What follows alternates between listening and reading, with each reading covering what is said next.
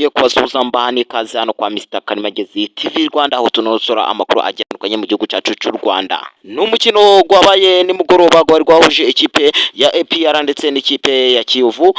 Ni umukino gwanganyije kimwe kuri kimwe. So inkuru tugiye kugarukaho ni inkuru tugiye kugaruka ku nkuru iri kuvuga ku kipe ya Rayon Sports, ndetse tunagaruka mu ncamake tuvuga kuri match yabaye nimugoroba yahuje ikipe ya APR ndetse n'ikipe ya Kiyovu kabisa.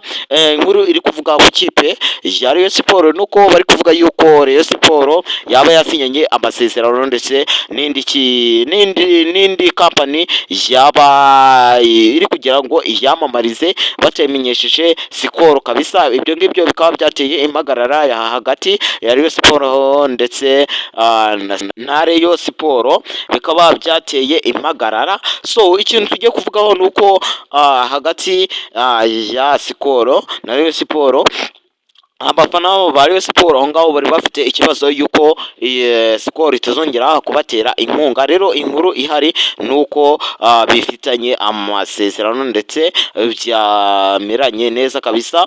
Umutoza wa Rayon Sports yaje kubikemura ndetse abifatanyije ndetse n'abayobozi ba Rayon Sports. So hagati umukino waranze ikipe ya APR ndetse na Kiyovu nuko hagati mu mukino ikipe ya Rayon Sports yaje gutsindwa kimwe ndetse ikipe ya APR iza gutsinda ku munota wa nyuma kabisa, yaje guhatana iza gutsinda. Ibyo ngibyo byateye abafana agahinda kuba yanganyije n'ikipe ya Kiyovu. Abafana bari kuvuga ati APR ibintu iri kudukorera ntabwo ari sawa kabisa, APR ibintu iri gukora ntabwo ari sawa, yuko mu mikino zibanza yari irimo kuzikina neza ariko zino mikino iri kugenda izikina nabi kabisa. Abakinnyi cyangwa se abafana bari kuvuga ati ibintu kabisa ntabwo ari sawa kabisa. Komeza mabwira ati munakora subscribe kugira ngo ibintu bigende neza kabisa. Ndabashuje ari umuhungu wanjye Ismail Mwanafunzi cyangwa se Karimagezi Cogere mu nkuba ikibasumba, umwami w'abanyarwanda